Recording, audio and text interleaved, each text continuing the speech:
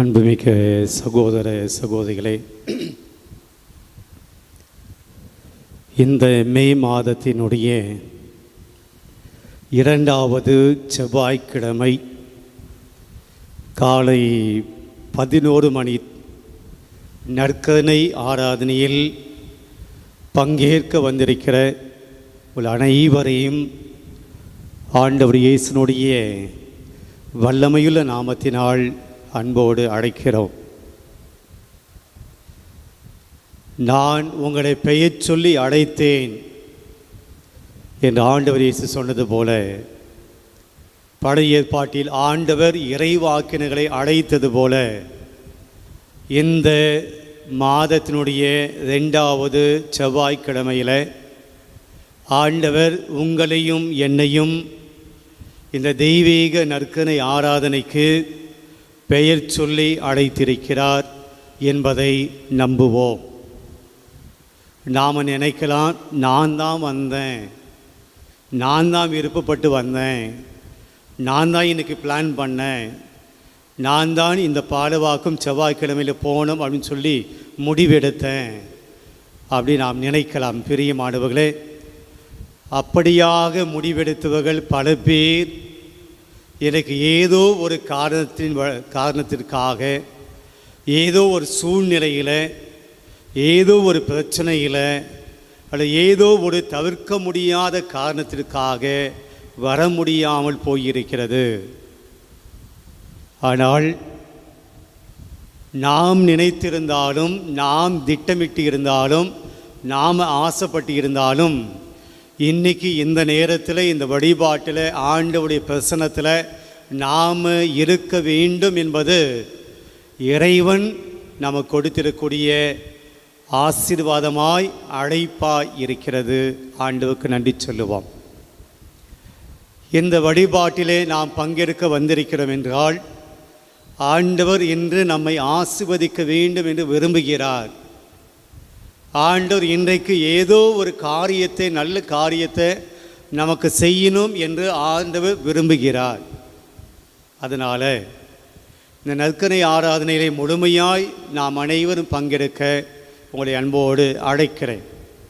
எனவே அமர்ந்து கொள்ளுங்கள். திருப்பாடல் 98 நாம் வாசிப்போம்.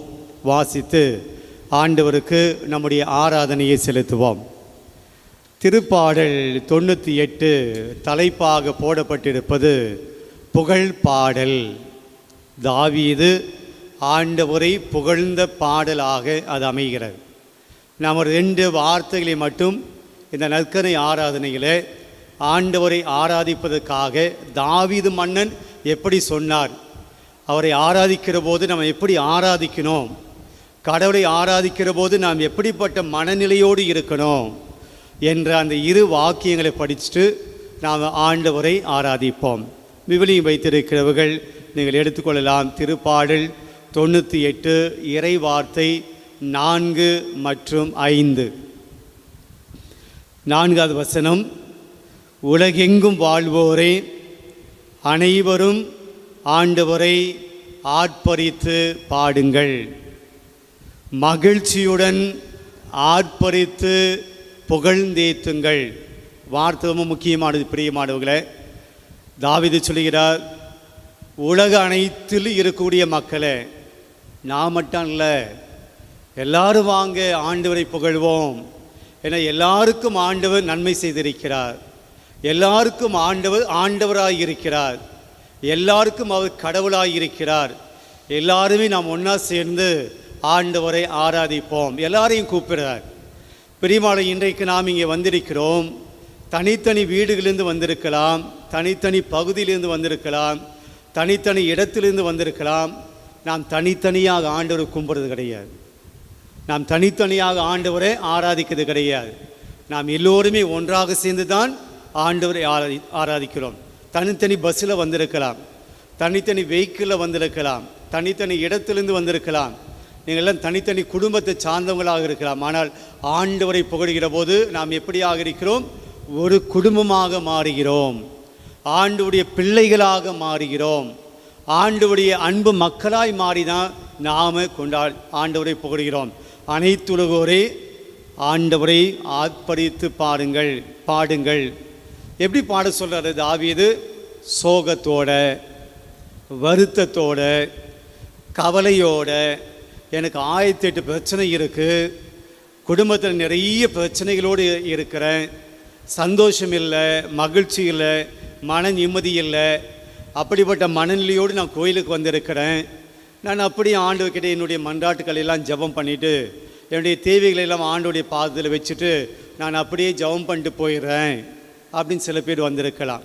என் தேவைகளுக்காக, என் கஷ்டங்களுக்காக ஆண்டவர்கிட்ட ஜெபிக்கலாம் அப்படின்னு நான் வந்திருக்கலாம். ஆனால் தாவீது சொல்கிறார், அதெல்லாம் நான் ஜெபிக்கலாம் தான், அதெல்லாம் நம்முடைய கவலைகளை நான் ஆண்டவர்கிட்ட சொல்லலாம் தான், பிரச்சனை கிடையாது. ஆனால் நாம் ஆண்டவரை ஆராதிக்கிற போது என் பிரச்சனையை முன்னாடி வைக்கிறேன்னா அல்லது ஆண்டவரை முன்னாடி வைக்கிறேன்னா, ஏன் தேவையை முன்னாடி வைக்கிறேன்னா அல்லது ஆண்டவரை புகழ்வதற்கு என்னுடைய மனசை நான் கொடுக்கிறேன்னா. பல சமயத்தில் ஆண்டவரிடம் வருகிற போது, ஆராதனையில் பங்கெடுக்கிற போது என்னை முன்னிறுத்துகிறேன், என் கஷ்டத்தை முன்வைக்கிறேன், என் பிரச்சனையை முன்வைக்கிறேன். நான் ஆண்டவரை புகழ்வது கிடையாது, நான் ஆண்டவரை ஆராதிக்கிறது கிடையாது, ஆண்டவர் செய்த நன்மைகளை நான் சொல்வது கிடையாது. ஆண்டவர் என் வாழ்க்கையில் இவ்வளோ கிருபையை நீ கொடுத்து இருக்கிறீங்க, அதை மறந்து போகிறோம். ஆண்டவர் செய்த நன்மைகளை நினைத்து பார்க்கிற போது தான் நம்ம ஆண்டவரை புகழ முடியும். ஆண்டவர் செய்த மாபெரும் கிருபைகளை நாம் நினைத்து பார்க்கிற போது தான் ஆண்டவரை நாம் போற்ற முடியும். ஆனால் நாம் வரும்போது என்ன நினைக்கிறோம்? என் பிரச்சனை ஆண்டவர்கிட்ட சொல்லணும், என் பிரச்சனைக்கு ஆண்டவர் முடிவு சொல்லணும், என் கவலைகள் கஷ்டங்கள்லாம் தீரணும் என்று என்னை முன்னிறுத்துகிறேன், என்னை முன்னாடி வைக்கிறேன், என் தேவையை முன்னாடி வைக்கிறேன், என் கஷ்டத்தை முன்னாடி வைக்கிறேன். அதான் நம்முடைய ஜெபத்தில் நடக்கிறது. ஆனால் தாவீது என்ன சொல்கிறாரு?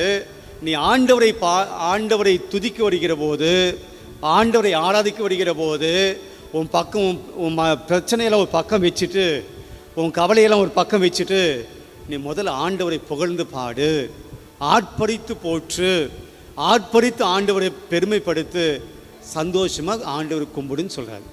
இப்போ நாம் உங்கள் முகத்தெல்லாம் பார்க்குது, ஒரு முகத்துலேயும் சந்தோஷமாக இருக்க போல தெரில, எல்லாம் ஏதோ சோகத்தில், ஏதோ இழந்து போனது போல், ஏதோ வருத்தத்தில், ஏதோ கவலையில்.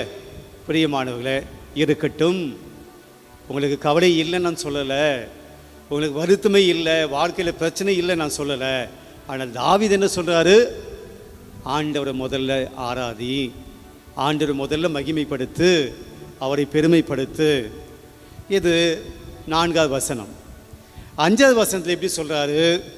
யாழினை மீட்டி ஆண்டவரை புகழ்ந்தேத்து, யாழினை மீட்டி இனிய குரலில் அவரை வாழ்த்தி போற்றிடு. ஒரு இன்ஸ்ட்ருமெண்ட்டுடைய பேரை சொல்கிறார், மியூசிக்கல் இன்ஸ்ட்ருமெண்ட். என்ன இன்ஸ்ட்ருமெண்ட் அது? யாழ்.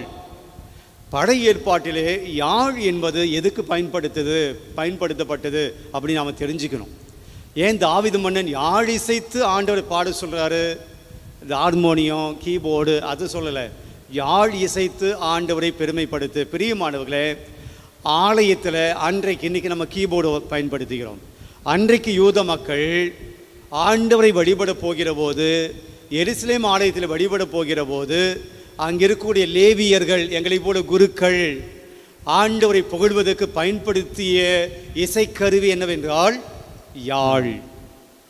எருசலேம் ஆலயத்திலே ஆண்டவரை புகழ்கிற போது பயன்படுத்தப்பட்ட இசைக்கருவி என்னவென்றால் யாழ்.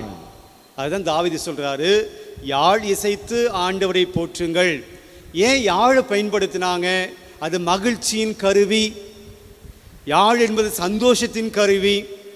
யாழ் என்பது நன்றியின் கருவி. அப்போ ஆண்டவருக்கு நன்றி செலுத்துகிற போது, மகிழ்ச்சியோடு ஆண்டவரை புகழ்கிற போது, ஆண்டவரை சந்தோஷத்தோடு புகழ்கிற போது, சந்தோஷமான கருவியை தான் பயன்படுத்தணும். நீங்கள் டெத்துக்கு போயிட்டு நீங்கள் சந்தோஷமான கருவியை பயன்படுத்த முடியுமா? டெத்தில் போயிட்டு, ஃபியூனரில் போயிட்டு, அதே போல் கல்யாணத்துக்கு போயிட்டு நீங்கள் அங்கே துக்கமான ஒரு கருவியை வாசிக்க முடியுமா? அப்போ ஒவ்வொரு இதுக்கும் ஒவ்வொரு கருவி இருக்கிறது. துக்கத்துக்குண்டான கருவி இருக்கிறது, சந்தோஷத்துக்குண்டான கருவி இருக்குது. அப்போ தாவீது என்ன சொல்கிறாரு? நீ யாழை பயன்படுத்துன்னு சொல்கிறாரு. யாழ் என்பது எதன் அடையாளம்? சந்தோஷத்தின் அடையாளம்.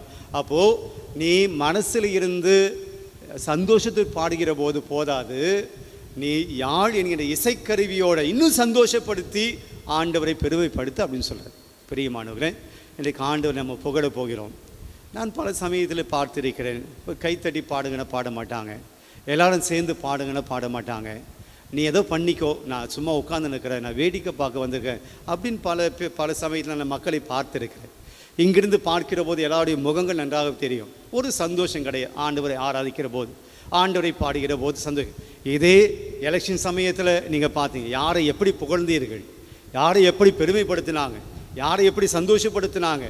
அவர் வராது இவர் வரான்னு சொன்னால் எவ்வளோ ஆர்ப்பாட்டம். மனுஷனை பாராட்டுவது, மனிதர்களை பாராட்டு என்ன லாபம்?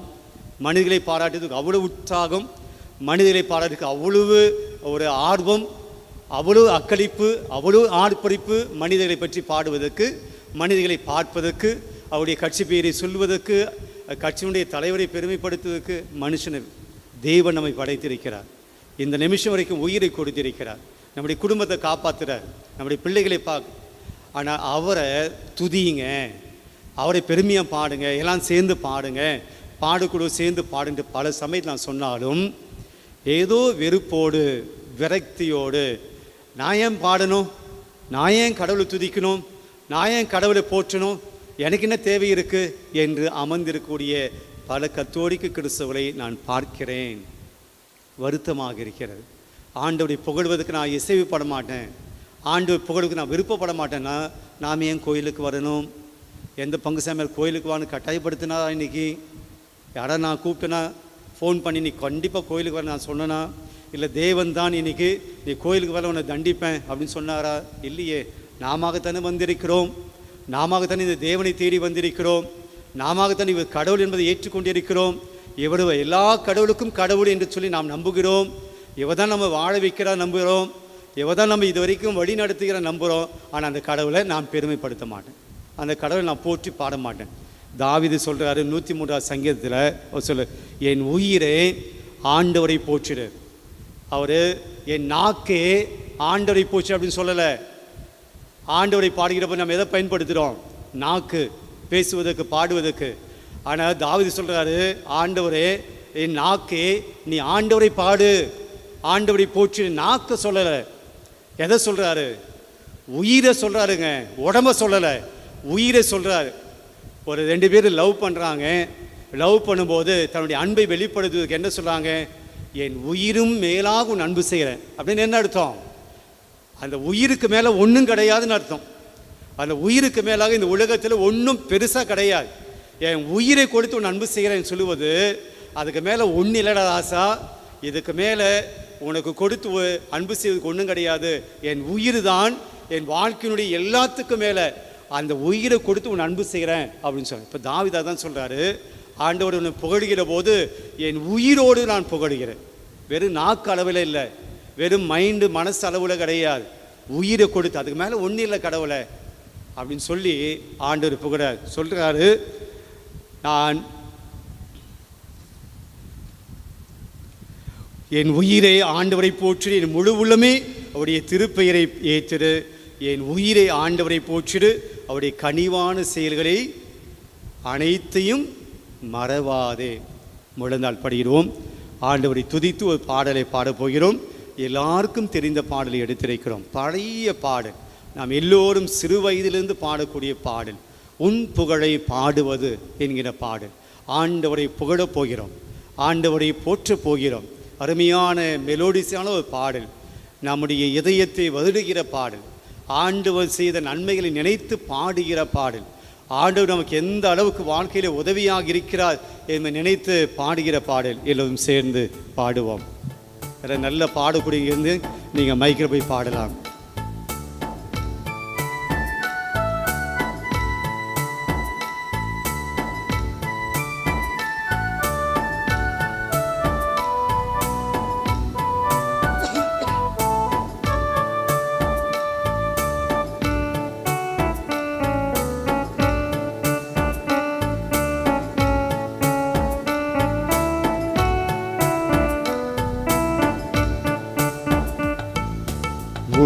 புகழை பாடுவது என் வாழ்வில் இன்பமையா. சத்தம் போதாது. உன்னருளை போற்றுவது என் வாழ்வின் செல்வம். நம்பிக்கையோடு உணர்ந்து பாடுவோம். உன் புகழை பாடுவது என் வாழ்வில் இன்பமையா. உன்னருளை போற்றுவது என் வாழ்வின் செல்வமையா. துன்பத்திலும் இன்பத்திலும் நல்ல தந்தையாய் நீ இருந்தாய். நம்முடைய கஷ்டத்தில் நம்முடைய சந்தோஷத்தில் நம்மோடு இருந்தது யார் அப்படின்னா இந்த தேவன் நம்மோடு இருந்திருக்கிறார். பல சமயத்தில் உங்கள் வாழ்க்கையில் சந்தோஷத்தில் உங்கள் கூட இருந்திருப்பாங்க, உங்கள் மகிழ்ச்சியில் உங்கள் கூட இருந்திருப்பாங்க, உங்களுடைய நல்ல காரியங்களில் ஆண்டவர் செய்த அனைத்து நல்ல காரியங்களில் உங்கள் சொந்த பந்தெல்லாம் கூட இருந்திருக்கலாம். ஆனால் துன்பத்தில் கூட இருந்தாங்களா? உங்களுடைய நஷ்டத்தில் கூட இருந்தாங்களா? பாடல் சொல்லுகிறது, துன்பத்திலும் இன்பத்திலும் நல்ல தந்தையாய் நீ இருந்தாய், கண்ணையர காத்திருக்கும் நல்ல அன்னையாய், ஒரு அம்மாவா, ஒரு அப்பாவா, ஒரு தாயா நீ கூட இருந்த ஆண்டவரே உமக்கு நன்றி சொல்றேன் என்று சொல்லக்கூடிய வார்த்தைகள் பாடுவோம். துன்பத்திலும் இன்பத்திலும் நல் தந்தையாய் நீ இருப்பாய், கண்ணையர காத்திருக்கும் நல் அன்னையாய் அருள் இருப்பாய். எல்லாம் சேர்ந்து, துன்பத்திலும் இன்பத்திலும் நல் தந்தையாய் நீ இருப்பாய், கண்ணையர காத்திருக்கும் நல் அன்னையாய் அருகிருப்பாய்.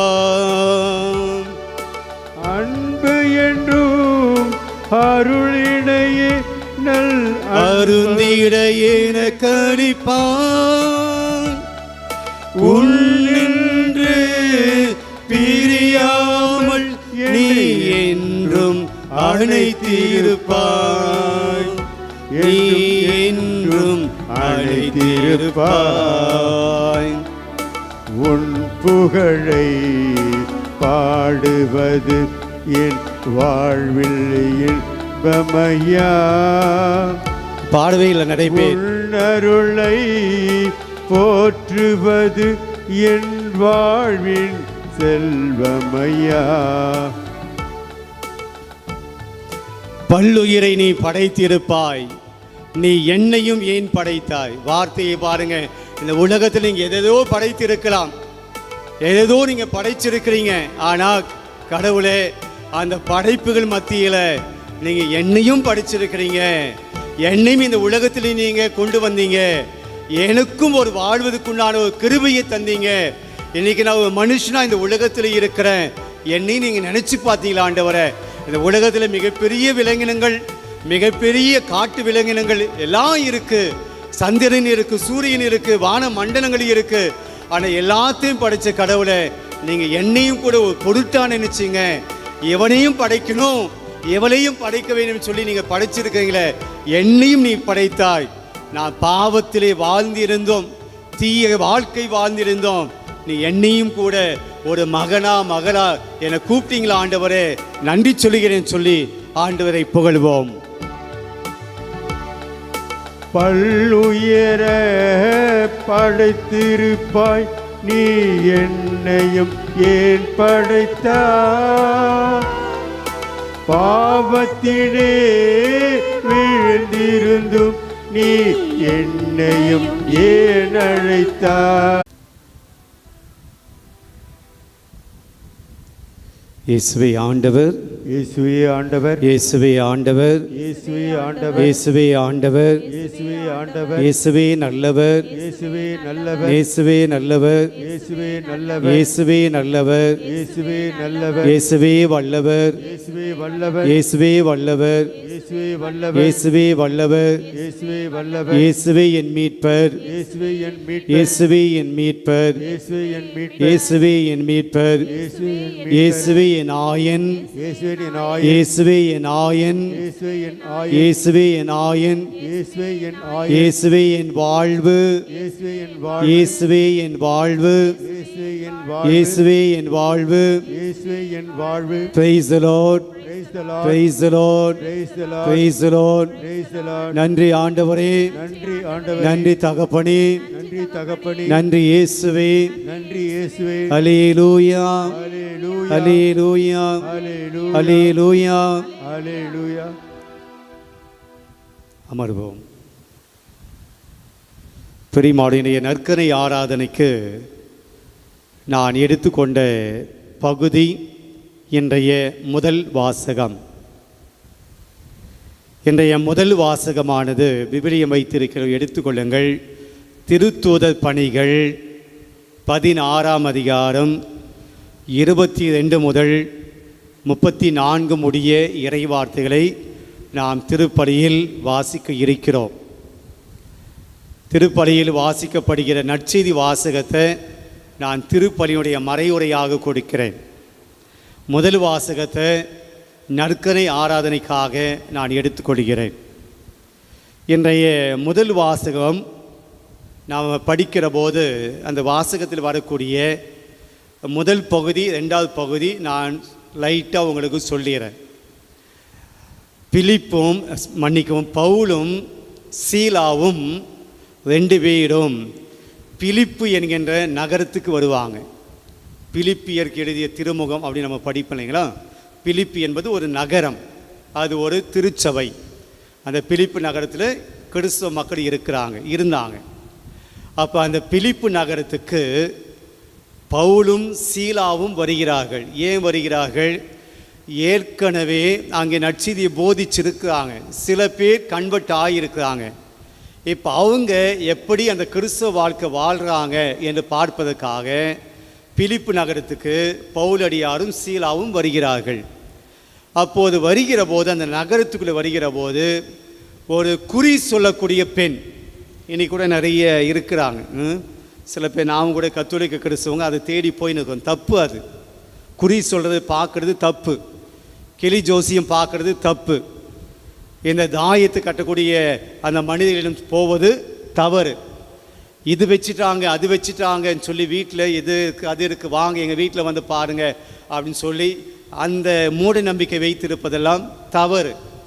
உங்கள் வீட்டில் கடவுள் இருக்கிறான்னா சாத்தான் வர முடியுமா? என்ன அமைதியாக இருக்கிறீங்க? உங்களுக்கே நம்பிக்கையில் பொழுது அது கண்டிப்பாக சாத்தான் தான் வரும். உங்கள் வீட்டில் ஆண்டவர் இருக்கிற போது, ஆண்டவருடைய பிள்ளைகள் இருக்கிற போது, அங்கே ஜெபம் சொல்லுகிற போது, அங்கே இறைவார்த்தை வாசிக்கிற போது, அங்கே ஜெபமாலை சொல்லுகிற போது சாத்தான் உள்ளே வருவதற்கு வாய்ப்பு இருக்கா? இல்லை. ஆனால் வருது. ஏன் அப்படின்னா இதெல்லாம் உங்கள் வீட்டில் நடக்க மாட்டேங்குது. ஆண்டவர் எங்கே தொழுவது கிடையாது, ஆண்டவரிடம் ஜெபம் பண்ணுறது கிடையாது, குடும்ப ஜெபம் கிடையாது, குடும்ப ஆசிர் கிடையாது, நாம் இறைவார்த்தை வீட்டில் வாசிக்கிறது கிடையாது, இறைவார்த்தை தியானிக்கிறது கிடையாது. எப்போ பார்த்தாலும் டிவி, எப்போ பார்த்தாலும் மொபைல். சாத்தானுக்கு உண்டான காரியங்களை நாம் பார்த்துட்டு இருக்கிறோம். சாத்தானுக்கு உண்டான விஷயங்களை நம்ம பேசிட்டு இருக்கிறோம். சாத்தானுக்கு உண்டான விஷயங்களை நாம் படிச்சுட்டு இருக்கிறோம். அப்போ வரும் தான், கண்டிப்பாக வரும். நீங்கள் எதற்கு முக்கியத்துவம் கொடுக்குறீங்களோ அதுதாங்க நிற்கும். நீங்கள் சாத்தானுடைய காரியங்களுக்கு அதிகமாக முக்கியத்துவம் கொடுத்தீங்கன்னா அதுதாங்க வேலை செய்யும். நீங்கள் கடவுளுக்குண்டான காரியங்களே உங்கள் குடும்பத்தில் அதிகமாக முக்கியத்துவம் கொடுத்தீங்கன்னா கடவுள் வேலை செய்வார், தூய ஆவி வேலை செய்வார். நீங்கள் யாரை கூப்பிடுறீங்களோ அவங்க தான் உங்கள் வீட்டுக்கு வருவாங்க. நீங்கள் யாருக்கு கதவை திறந்து விடுறீங்களோ அவங்க தான் உள்ளே வருவாங்க. நீங்கள் சாத்தானுடைய காரியங்களுக்கு வீட்டை திறந்து வச்சுருந்தீங்கன்னா, நீங்கள் வாங்க வாங்கன்னு சொல்லி மாலை போட்டு பொன்னாடை போற்றி அதை கூப்பிட்டீங்கன்னா அதுதான் வீட்டில் இருக்கும். நீங்கள் கடவுளுக்குண்டான காரியங்களுக்கு கதவை திறந்து வச்சுருந்தீங்கன்னா, கடவுளுண்டான காரியங்களை வீட்டில் நடைபெற்றதுன்னா, ஆவிக்குண்டான காரியம் வீட்டில் இருந்துச்சுன்னா அவர் வீட்டில் இருப்பார். இப்போ நீங்கள் தான் முடிவு பண்ணணும், எதற்கு என் வீட்டில் அதிகமான நேரத்தை கொடுக்குறேன், எதை நான் அதிகமாக பார்த்துட்டு இருக்கிறேன், எதற்கு நான் அதிகமாக இன்ட்ரெஸ்டோடு இருக்கேன் வீட்டில், அதுதாங்க உங்கள் வீட்டில் இருக்குது. சில பேருக்கெல்லாம் கஷ்டமாக இருக்கும் இது கேட்கறதுக்கு. ஏன்னா நம்ம வீட்டில் மொபைல் தான் அதிகமான நேரம் ஓடுது, நம்ம வீட்டில் சீரியல் தான் அதிகமாக போயிட்டு இருக்குது, நம்ம வீட்டில் ஷார்ட்ஸ் தான் அதிகமாக படிச்சுன்னு இருக்கோம், நம்ம வீட்டில் ரீல் தான் அதிகமாக ஓடிட்டு இருக்குது மொபைலில், நம்ம வீட்டில் தேவையில்லாத விஷயங்கள் தான் வீட்டில் அதிகமாக. அப்போ எது அதிகமாக இருக்காங்க? யாருடைய அந்த வலிமை அதிகமாக தெரியுங்க? சாத்தான் தான். அப்போ என் வீட்டில் நிம்மதி இல்லை, வீட்டில் என் கணவன் மனைவியோடு பேசிக்க முடியல, பிள்ளைகளோடு பேசிக்க முடியல, நேரம் கொடுக்க முடியல, கணவனுக்கு உண்டான அன்பு காட்ட முடியல, பிள்ளைகளுக்குண்டான அன்பை காட்ட முடியல, அவங்க மேலே நம்மளே கன்சர்ன் கிடையாது, அவருடைய தேவைகளையே நாம் உணர்ந்து கொள்வது கிடையாது, அவனுடைய பிரச்சனை நம்மையே உணர்ந்து கொள்வது கிடையாது. ஏன்னா நாம் எதுக்கு முக்கியத்துவம் கொடுக்குறோம்? எதை பார்த்துருக்குது, இதுதான் எனக்கு முக்கியம், இதுதான் எனக்கு முக்கியம். சாப்பாடு செஞ்சவங்க நீ சாப்பிடுன்னு சொல்லிட்டு நான் போயிட்டு அதை பார்த்துன்னு இருக்கிறோம். கூட உட்கார முடியல, பிள்ளைகளோடு உட்கார முடியல, கணவனோடு உட்கார முடியல, மனைவியோடு உட்கார முடியல. அதை பார்த்துட்டே சாப்பிட்றீங்க, டிவியை பார்த்துட்டே சாப்பிட்றீங்க. உளவியல் சொல்லுகிறது, நீங்கள் டிவியை பார்த்து சாப்பிட்டாலும் சரி, நீங்கள் மொபைல் பார்த்து சாப்பிட்டாலும் சரி, அந்த உணவு உங்கள் உடம்புல ஒட்டுவது கிடையாது. நீங்கள் ஃபீல் பண்ணி சாப்பிடல, நீங்கள் எதை சாப்பிட உணர்ந்து சாப்பிடல. இந்த உணவு என்னுடைய உடலுக்கு சக்தியாக மாறணும், வலிமையாக மாறணும் என்ற அந்த நம்பிக்கையோடு சாப்பிட்றது கிடையாது, அந்த எண்ணத்தோடு சாப்பிட்றது கிடையாது. அப்போ ஒட்டுமா? அது ஒட்டாது. அப்போ ஏன் நோய் வருது, வியாதி வருது? ஸ்ட்ரென்த்து கிடையாது, அந்த உணவு கொடுக்கக்கூடிய வலிமை கிடையாது. இதெல்லாம் வேறு விஷயங்கள். பிரியமானவர்களே, இப்போது அந்த ஊருக்குள்ளே போகிறாங்க. யார்? அதை மறந்துட்டீங்க. பைபிளை யார் போகிறாங்க அந்த ஊருக்குள்ளே? பவுலும் சீலாவும் போகிறாங்க. எந்த ஊருக்குள்ளே? பிலிப்பு என்கிற ஊருக்குள்ளே போகிறாங்க. அங்கே ஒரு பெண், குறி சொல்லக்கூடிய பெண், தீ ஆவி பிடித்து குறி சொல்லக்கூடிய ஒரு பெண் இருக்குது. அந்த பெண் இண்டிவிஜுவலாக செய்யலை, தனிப்பட்ட விதமாக செய்யலை. சில பேர் அந்த பெண் அடிமைப்படுத்தி வச்சுருக்கிறாங்க. இந்த இடத்துக்கு போய் நீ குறி சொல்லணும், அந்த ஆளுக்கு போய் நீ குறி சொல்லணும், அங்கே போய்ட்டு குறி சொல்லணும், பணத்தை வாங்கிட்டு வரணும், அந்த பணத்தை கொண்டு வந்து எங்களுக்கு கொடுக்கணும். அப்போ இந்த பெண் சில பேர்கிட்ட அடிமையாக இருக்கிறார்.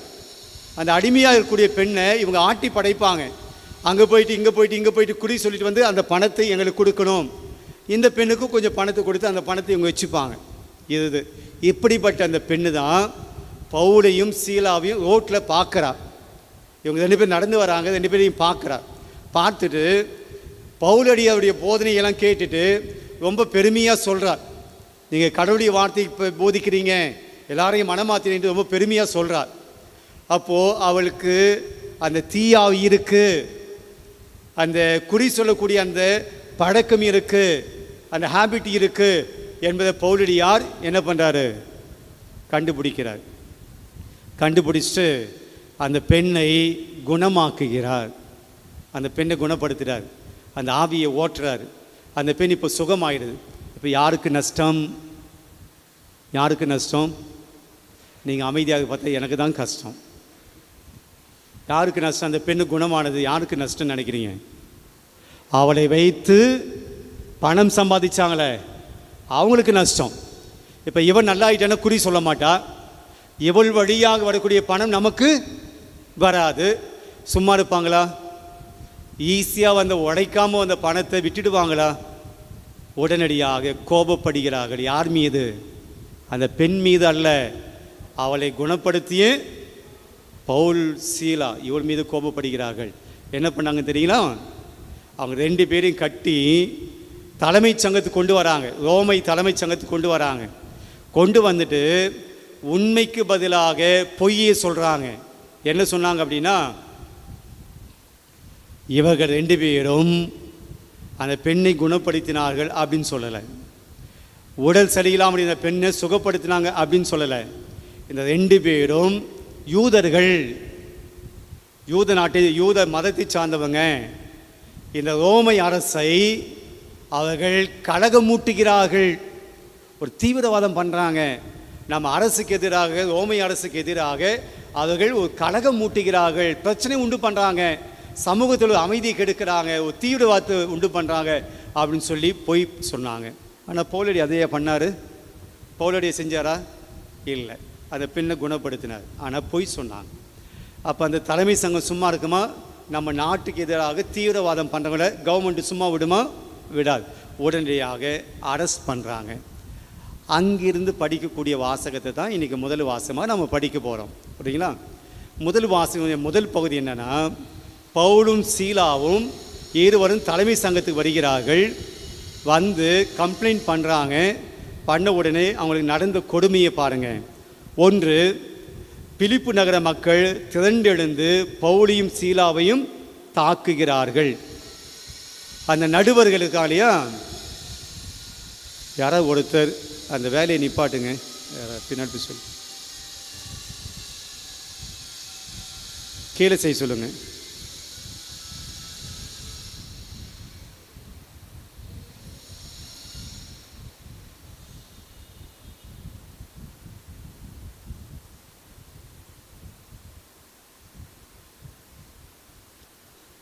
அந்த நடுவர்கள் என்ன செய்கிறாங்க, பவுல் சீலாவுடைய மேல் உடைகளை கிழிக்கிறார்கள்.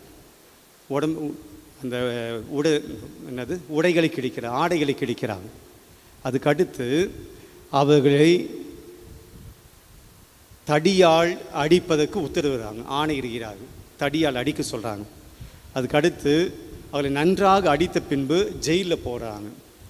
ஜெயிலில் போடும்போது சும்மா அப்படியே போட்டு இல்லை, அங்கே இருக்கக்கூடிய கடுமர தூண், ஒரு தூண் வச்சுருப்பாங்க எப்பவுமே.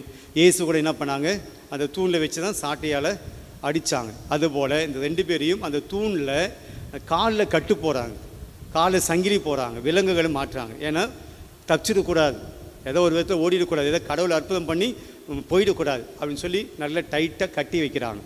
ஸோ இதுதான் இன்றைக்கி வாசகம் முதல் வாசகம் முதல் பகுதி. இப்போ 2வது பகுதிக்கு நான் வரேன். 2வது பகுதியில் என்னென்னா, நைட்டு வருது, மிட் நைட் வருது. அன்றைக்கி மிட் நைட் இந்த பவுலும் சீலாவை என்ன பண்ணுறாங்க அப்படின்னா, அடி வாங்கியிருக்கிறாங்க, நைய புடைச்சிருக்கிறாங்க, அவங்களுடைய காலெல்லாம் கட்டி போட்டு சங்கிலி போட்டு கட்டி போட்டு வச்சுருக்காங்க, படுத்து தூங்க முடியாது. அப்படிப்பட்ட சமயத்தை 2 பேர் என்ன செஞ்சாங்கன்னா, அந்த இரவு அவர்கள் இறைவனை புகழ்ந்தார்கள், ஆண்டவரை பாட்டு பாடி தொழுதார்கள், இறைவனிடம் வேண்டல் செய்தார்கள். இது நடக்குது. பாட்டு பாடினாங்க, ஆண்டவரை புகழ்ந்தாங்க. கொஞ்சம் யோசிச்சு பாருங்கள், அவங்க செஞ்ச தப்புக்காக சிறைக்கு போல, அவங்க பண்ண தப்புக்காக இந்த துன்பத்தை அனுபவிக்கலை, அவங்க பண்ண தப்புக்காக அந்த ஆடைகளை கிழிக்கப்படலை, அவங்க பண்ண தப்புக்காக இந்த துன்பமெல்லாம் கிடைக்கல. ஒரு பெண்ணை குணப்படுத்தினாங்க, ஆண்டவருடைய அன்பை வெளிப்படுத்தினாங்க, நற்செய்தியை போதிச்சாங்க, அதுக்காக துன்பம்.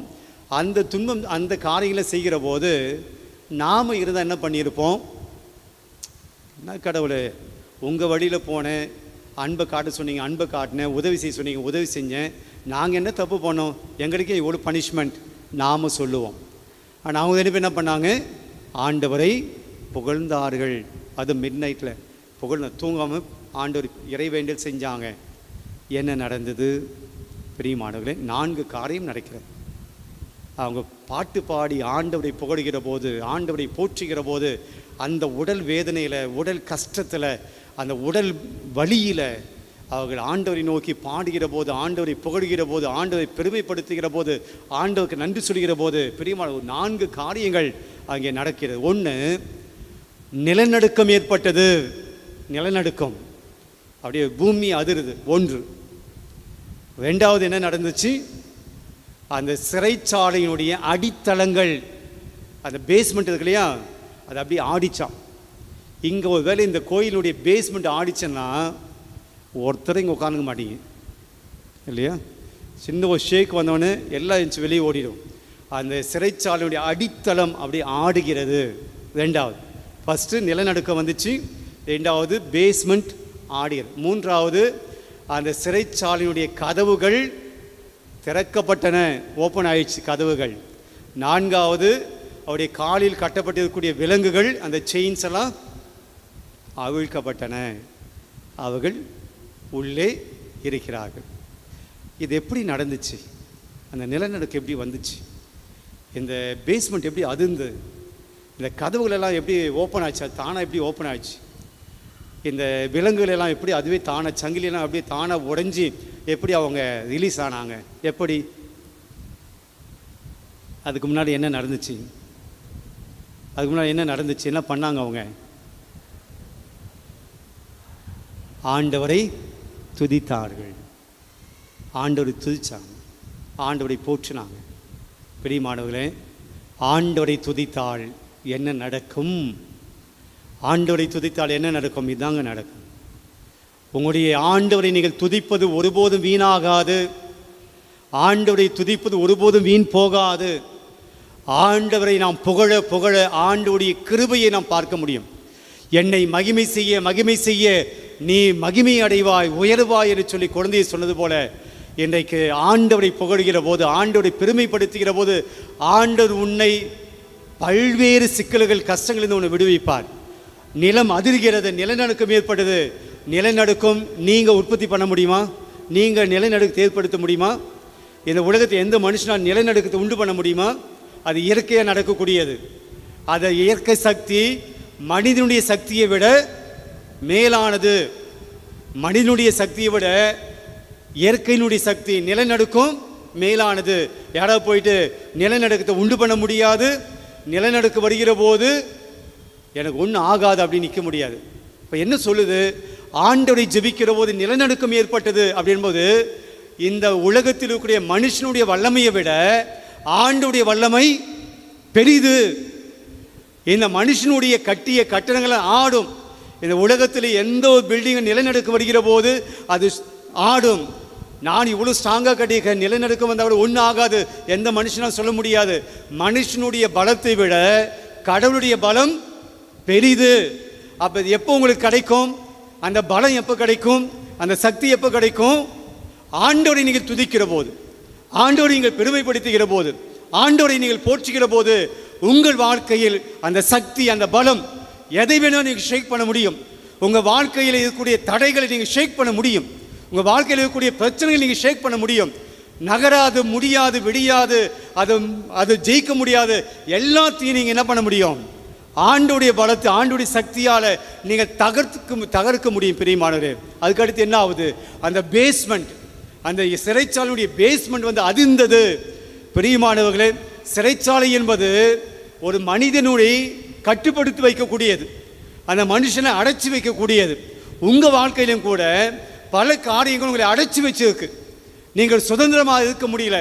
சாத்தானுடைய தொல்லைகள், பசாசனுடைய தொல்லைகள் உங்களை அடைத்து வைத்திருக்கிறது. ஆனால் நீங்கள் ஆண்டவரை புகழ்ந்து பாருங்கள், ஆண்டவரை பெருமைப்படுத்தி பாருங்கள், ஆண்டவருக்கு நன்றி சொல்லி பாருங்க, ஆண்டவரை துதி பண்ணுங்க, ஆண்டவரை கனம் பண்ணுங்க. சாத்தானுடைய தொல்லைகள் அதிர்ந்து போகும், சாத்தானுடைய கட்டுக்கள் அது அதிர்ந்து போகும்.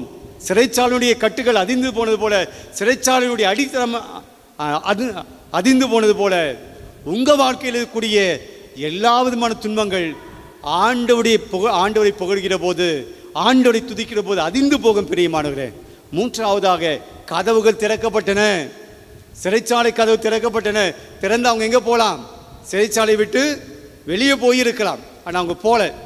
பிரியமானவர்கள், உங்களுடைய வாழ்க்கையிலும் கூட பல்வேறு கதவுகள் மூடப்பட்டிருக்கின்றன. வெற்றிக்குண்டான கதவுகள் மூடப்பட்டிருக்கின்றன, மகிழ்ச்சிக்குண்டான கதவுகள் மூடப்பட்டிருக்கின்றன, சந்தோஷத்துக்குண்டான கதவுகள் மூடப்பட்டிருக்கு, வாழ்க்கையில் நிம்மதிக்குண்டான கதவுகள் மூடப்பட்டிருக்கு. இதெல்லாம் திறக்க வேண்டும் என்றால், அந்த கதவுகள் எல்லாம் உடைபட வேண்டும் என்றால் என்ன செய்யணும்? கடைசி அந்த பாயிண்ட் நீங்கள் மறந்துறீங்க. என்ன செய்யணும்? ஆண்டவரை துதிக்கணும் பிரியமானவர்களே. சந்தோஷமான நேரத்தில் அல்ல, கஷ்டமான நேரத்தில், துன்பப்படுகிற நேரத்தில், வாழ்க்கையிலே எல்லாத்தையும் இழந்து போன நேரத்தில் ஆண்டவரை துதித்து பாருங்கள். நான்காவதாக என்ன நடந்துச்சு? அவருடைய காலில் கட்டப்பட்ட இந்த விலங்குகள் உடைந்தன. நமக்கு நிறைய கட்டுக்கள், சங்கிலி கிடையாது. வாழ்க்கையில் பலவிதமான பிரச்சனைகள், பலவிதமான தோல்விகளை, ஏமாற்றம் நம்முடைய வாழ்க்கையை கட்டி போட்டு வச்சிருக்கு. சாத்தான் நம்மளை கட்டி போட்டு வைத்திருக்கிற பிரியமானவர்களே. அதெல்லாம் உடைபட வேண்டும் என்றால் நமக்கு ஒரே வழி என்னது? இந்த தேவனை துதிப்பது. மனுஷனை தேடி போகிறது கிடையாது, சாத்தான் பேய ஓட்டம் அவனை தேடி போகிறது கிடையாது, அங்கே இது பண்ணுறாங்க இங்கே இது பண்ண அது கிடையாது. நீங்கள் ஆண்டவரை துதித்தாலே சாத்தான் போட்டிருக்கக்கூடிய கட்டுக்கள் உடைந்து போகின்றன. அதுதான் பவுலும் சீலாவும் நமக்கு சொல்லிக் கொடுக்கக்கூடிய பாடங்கள். பிரியமானவர்களே, ஆண்டவரை துதிப்பதில் ஒரு மாபெரும் அற்புதங்கள் நடக்கிறது. நீங்கள் ஆண்டவரை துதித்து துதித்து துதித்து பாருங்கள். மாபெரும் கிருபை ஆண்டவர் கொட்டுகிறார். ஆண்டவரை நீங்கள் மேலும் மேலும் இக்கட்டிலும் துன்பத்திலும் கஷ்டத்திலும் நஷ்டத்திலும் நீங்கள் ஆண்டவரை துதித்து பாருங்கள். குடும்பத்தோடு துதித்து பாருங்கள், பிள்ளைகளோடு, கணவனோடு, மனைவியோடு துதித்து பாருங்கள். ஆண்டவருடைய மாபெரும் கிருபை உடைய குடும்பத்தை, உங்களுடைய பிள்ளைகளை, உங்களுடைய எதிர்கால வாழ்க்கையை, உங்களுடைய பிஸ்னஸை, உங்களுடைய வியாபாரத்தை, நீங்கள் எடுக்கக்கூடிய எல்லா முயற்சிகளையும் ஆண்டவர் வெற்றி காண செய்யும்படியாக கதவை ஓப்பன் பண்ணுவார். தடைப்பட்டு இருக்கிற எல்லாமே நீங்கும். ஒரே ஒரு விஷயம் நாம் செய்யணும், ஆண்டவரை துதிக்கணும். எல்லா நேரத்திலையும், வெற்றியின் சமயத்தில் அல்ல, தோல்வியின் சமயத்தில், ஏமாற்றின் சமயத்தில், கஷ்டத்தின் சமயத்தில், உடல் நோய்களின் சமயத்தில் ஆண்டவரை துதித்து கொண்டே இருந்து பாருங்கள். பவுலுக்கும் சீலாவுக்கும் நடந்த அதே நிலை நம்முடைய வாழ்க்கையில் நடக்கும். பிரியமானவர்களே, ஆண்டவரை துதிப்போம், ஆண்டவரை கனம் பண்ணுவோம். இந்த பாடல் வழியாக கடவுள் உங்களுடைய வாழ்க்கையில் செய்த எல்லா நன்மைகளையும் துதித்து, ஆண்டவரே நான் உம்மை அன்பு செய்வேன், உம்மை அதிகமாய் அன்பு செய்வேன், நான் எப்போதும் உம்மை ஆராதிப்பேன், முழு பலத்தோடு ஆராதிப்பேன், முழு உள்ளத்தோடு ஆராதிப்பேன்னு சொல்லி ஆண்டவரை நாம் புகழுவோம்.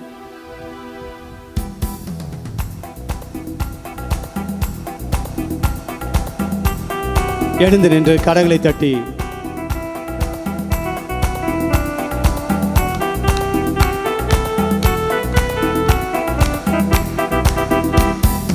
அன்பு கூறுவேன் இன்னும் அதிகமாய் ஆராதிப்பேன் இன்னும் ஆர்வமாய் அன்பு கூறுவேன் இன்னும் அதிகமாய் ஆராதிப்பேன் இன்னும் அதிகமாய் அன்பு கூறுவேன் இன்னும் அதிகமாய் ஆராதிப்பேன் இன்னும் ஆர்வமாய் உம்மை முழு உள்ளத்தோடு ஆராதிப்பேன் முழு பலத்தோடு அன்பு கூறுவேன் ஆராதனை ஆராதனை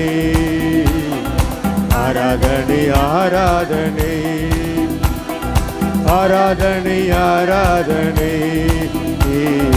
ஆராதனை ஆராதனை அன்பு கூறுவேன் இன்னும் அதிகமாய் ஆராதிப்பேன் இன்னும் ஆர்வமாய் இன்னும் அதிகமாய் அன்பு கூறுவேன் இன்னும் அதிகமாய் ஆராதிப்பேன் இன்னும் ஆர்வமாய் எபினேசரே எபினேசரே இதுவரையில் உதவினீரே. இந்த மாதம் முழுவதுமாக கடந்த மாதம் முழுவதுமாக இந்த தேவன் உங்க வாழ்க்கையில உங்க குடும்பத்துல உங்க பிள்ளைகளுக்கு உங்க கணவனுக்கு உங்க மனைவிக்கு உங்க குடும்பத்தாருக்கு செய்த நன்மைகளை நினைச்சு பாருங்க. இதுவரை இந்த கடவுள் நம்மை வழிநடத்தி வந்திருக்கிறார். நாம் செய்த எல்லா நன்மைகளையும் ஆண்டவர் தந்த கிருபையாக நாம் பார்த்தோம் என்றால் ஆண்டவருக்கு நாம் நன்றி சொல்கிற மக்களாக இருக்க முடியும். நல்ல உடல் சுகம், நல்ல வாழ்க்கையிலே சந்தோஷம், மகிழ்ச்சி, நம்முடைய தோல்விகள் ஏமாற்றங்களிலே ஆண்டவருடைய உடனிருப்பு.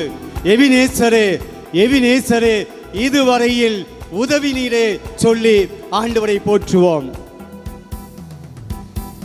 எபினேசரே எபினேசரே இதுவரையில் உதவி நீரே. எபினேசரே எபினேசரே இதுவரையில் உதவி நீரே. முழு உள்ளத்தோடு ஆராதிப்பேன் முழு பலத்தோடு அன்பு கூறுவேன் ஆராதனை ஆராதனை. கடைகளை உயர்த்தி ஆராதனை ஆராதனை ஆராதனை ஆராதனை ஆராதனை ஆராதனை. அன்பு கூறுவேன் அன்பு கூறுவேன் இன்னும் அதிகமாய் ஆராதிப்பேன் இன்னும் ஆர்வமாய் அன்பு கூறுவேன் இன்னும் அதிகமாய் ஆராதிப்பேன் இன்னும் ஆர்வமாம். எல்லோயிம் எல்லோயிம் கடவுளுடைய வார்த்தை, கடவுளுடைய பெயர் எல்லோயி எல்லோயி. படை ஏற்பாட்டிலே இறைவா இறைவா என்று அழைப்பதற்கு பயன்படுத்தப்படுகிற வார்த்தை எல்லோய். அதனால் தான் இயேசு பாடுபடுகிற போது சிலுவையிலே தன்னுடைய தந்தையான கடவுளை பார்த்து என்ன சொல்லுகிறார்? எல்லோயி என்று சொல்லுகிறார்.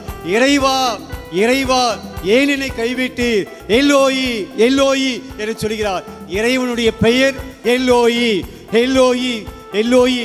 என்னை கண்டீர இறைவா, என்னை பார்த்தீங்க என்னை பார்த்தீங்க என்னை கண்டீங்க. நான் கஷ்டத்தில் இருந்தபோது என்னை பார்த்தீங்க, என் குடும்பம் கஷ்டத்தில் இருக்கும்போது என்னை பார்த்தீங்க, நான் பிரச்சனையில் இருக்கும்போது என்னை கைவிடலை, என்னை பார்த்து அரவணைத்து எனக்கு நல்ல வாழ்க்கையை கொடுத்தீங்க. என்னை பார்த்த ஆண்டவரே, என்னை கண்ட ஆண்டவரே, என்னை கண்டீரையா என்று சொல்லி பாடுவோம். எல்லோயி எல்லோரி என்னை கண்டீரே நன்றியா. எல்லோயி எல்லோயி என்னை கண்டீரே நன்றி ஐயா, என்னை கண்டீரே நன்றி ஐயா. உம்மை முழு உள்ளத்தோடு ஆராதிப்பேன் முழு பலத்தோடு அன்பு கூறு. கரங்களை உயர்த்தி ஆராதனை ஆராதனை ஆராதனை ஆராதனை. மீண்டுமாக ஆராதனை ஆராதனை ஆராதனை ஆராதனை. அன்பு கூறுவேன் அன்பு கூறுவேன், இன்னும் அதிகமாய் ஆராதிப்பேன். இன்னும் ஆர்வமாய் அன்பு கூறுவேன், இன்னும் அதிகமாய் ஆராதிப்பேன். இன்னும் ஆர்வமாய். யெகோவா யெகோவா ஆண்டவருடைய பெயர். யெகோவா என்பது ஆண்டவருடைய திருநாமம். பழைய ஏற்பாட்டில் யூத மக்கள் அழைத்த பெயர். அவரை பார்த்து சொல்கிறார்கள், சுகம் தந்தீரே ஆண்டவரே. நம்முடைய வாழ்க்கையிலும் கூட இந்த தேவன் சுகம் தந்திருக்கிறார். நாம் நோய்வாய்ப்பட்ட போது உடல் நோய் மட்டுமல்ல, பல பேருக்கு மனநோய், உள்ளத்திலே நோய், நிம்மதி இல்லை, சமாதானம் இல்லை, மகிழ்ச்சி இல்லை, குழப்பம், ஏமாற்றம், என்ன செய்தும் புரியல, என்ன பண்ணுவதும் தெரியல, எப்படி போறதும் தெரியல. வாழ்க்கை ஒரு இருட்டாக, வாழ்க்கை சூன்யமாக, வாழ்க்கை பூஜ்ஜியமாய் மாறிச்சு. இனிமே நான் வாழ முடியாது, இனிமேல் எனக்கு எதுவுமே இல்லை என்று மனம் குழம்பி நம்முடைய மனம் சோர்ந்து போகிற போது, நம்முடைய மனம் உடல் நோயினால் சுகமில்லாமல் போகிற போது ஆண்டவர் சுகம் கொடுக்கிற தேவனாக இருந்திருக்கிறார். நம்பிக்கை கொடுக்கக்கூடிய தேவனாக இருந்திருக்கிறார். வழிகாட்டக்கூடிய கடவுளாக இருந்திருக்கிறார். வாழ்வை தந்த தேவனாக இருந்திருக்கிறார். நன்றி சொல்லி பாடுவோம். யெகோவாரப்பா யெகோவாரப்பா சுகம் தந்தீரே நன்றி. எல்லாம் சேர்ந்து யெகோவா யெகோவா சுகம் தந்தீரே நன்றி ஐயா, சுகம் தந்தீரே நன்றி ஐயா. உம்மை முழு உள்ளத்தோடு ஆராதிப்பேன், முழு பலத்தோடு அன்பு கூறுவேன். ஆராதனை ஆராதனை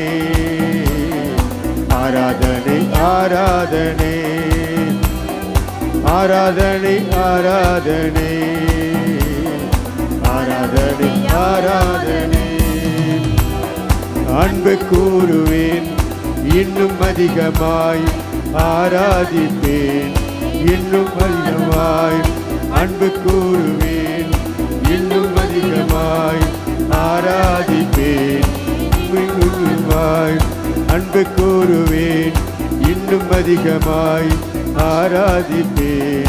இன்னும் ஆர்வமாய் அன்பு கூறுவேன், இன்னும் அதிகமாய் ஆராதிப்பேன். இன்னும் ஆர்வமாய். முழந்தாள் படியிடும் பெரிய மாணவர்களே, இறை வார்த்தையை கேட்டீங்க. கடவுள் என்படியாய் பேசிய வார்த்தைகளை கேட்டீங்க. கடவுள் அவர் பேச வேண்டிய வார்த்தைகளை என்னை பயன்படுத்தி கொண்டு கடவுளும் கூட பேசியிருக்கிறார்.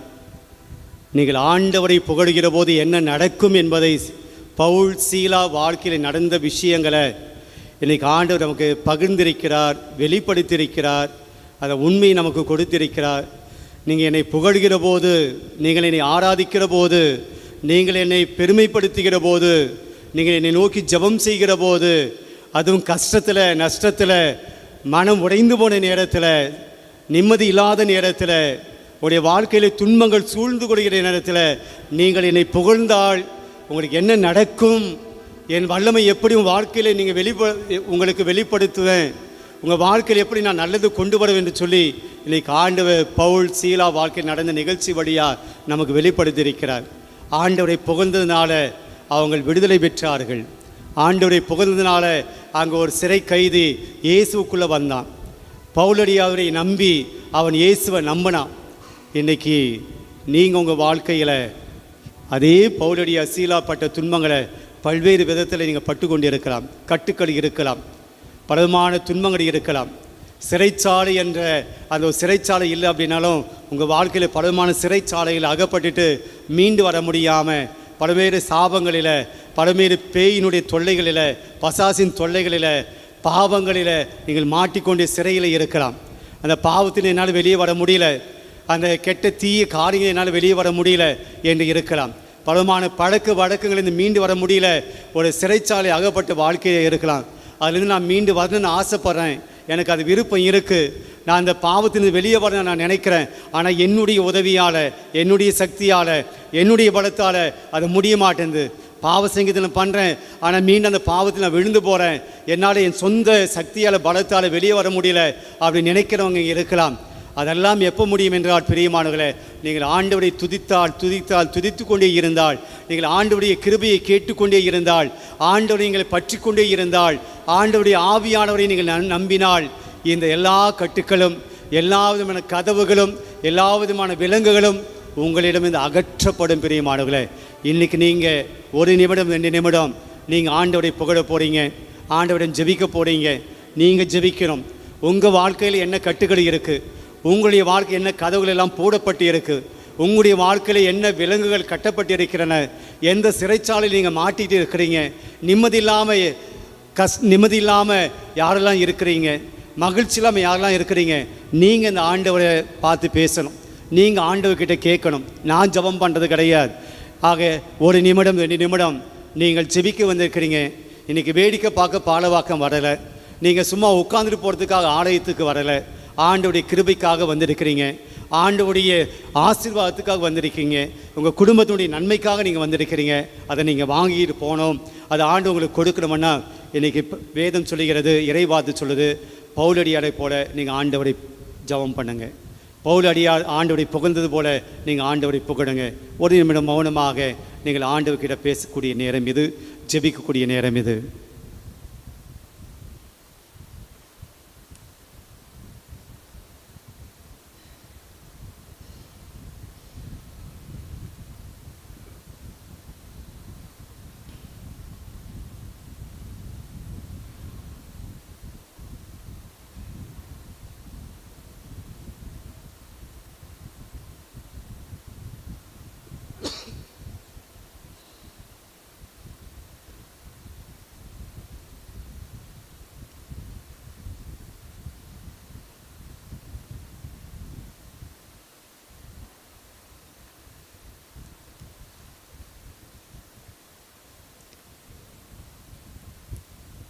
உடைய எல்லா ஜெபங்களையும் ஆண்டவருடைய பாதத்தில் ஒப்பு கொடுக்கக்கூடிய ஜெபத்தில் பங்கெடுப்போம்.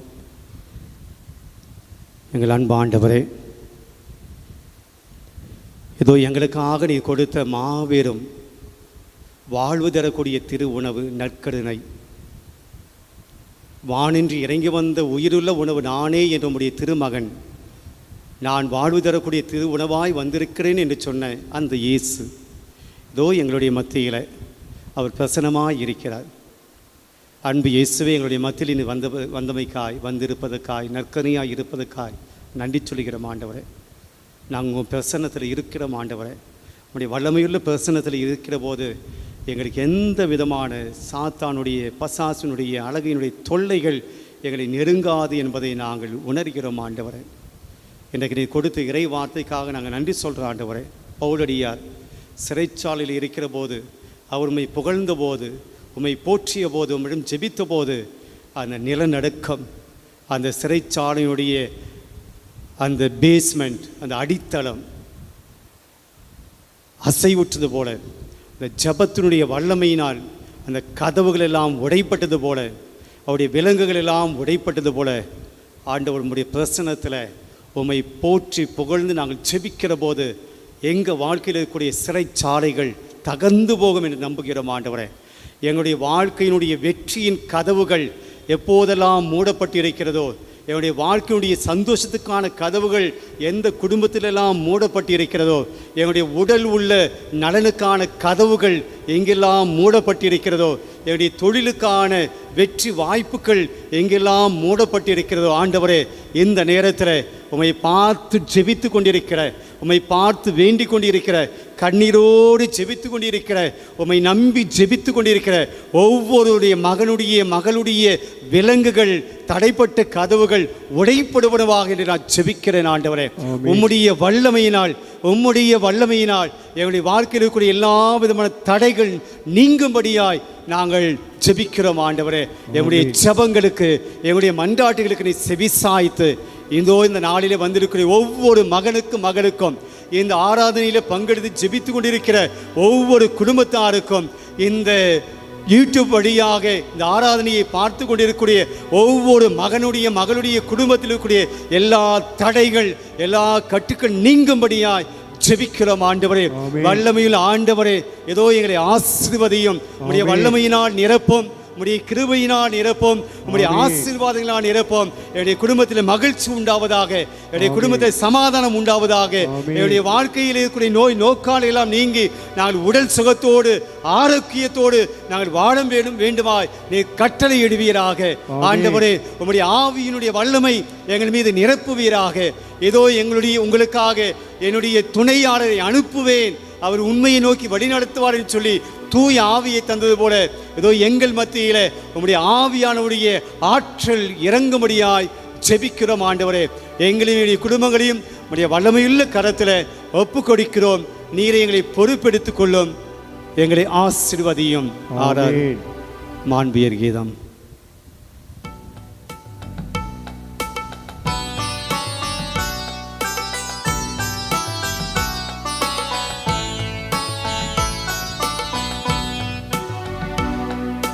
மாண்புயரு வருள்ளருள் மனத்தை தாழ்ந்து பணிந்து ஆராதிப்போம். பழைய நியம முறைகள் அனைத்தும் இனி மறந்து முடிவு பெருக. புதிய நியம முறைகள் வருக. புலன்களாலே மனிதன் இதனை அறிய இயலா முறைகள் நீக்க விசுவாசத்தின் உதவி பெறுக. பிதாவர்க்கும் சுதனிவர்க்கும் புகழ்ச்சியோடு பேட்டியாகும். மீட்பின் பெருமை மகிமையோடு வலிமை வாழ்த்தி யாவுமாக இருவரிடமாய் வருகின்றவராம் தூய ஆவியானவர்க்கும் அளவில்லாத சம புகழ்ச்சி என்றுமே உண்டாவதாக.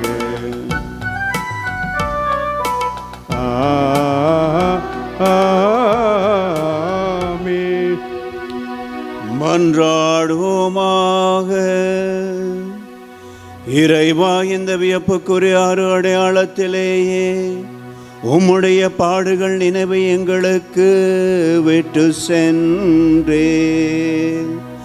உம் திருவுடல் திரு ரத்தம் ஆகியவற்றின் தூய மரற்பொருள்களை வணங்கும் நாங்கள் உமது மீட்பின் பயனை இடைவிடாமல் துய்த்துணர்ந்து மகிழ அருள்வீராக.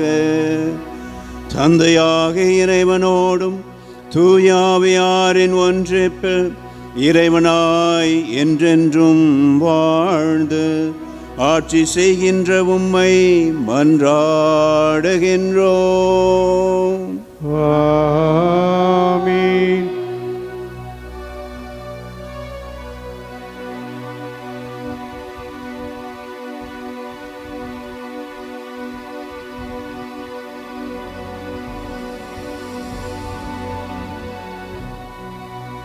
ஆராதனை உமக்கே,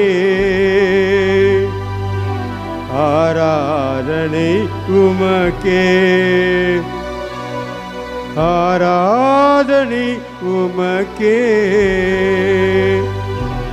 ஆராதனை உமக்கே, ஆராதனை உமக்கே, ஆராதனை உமக்கே.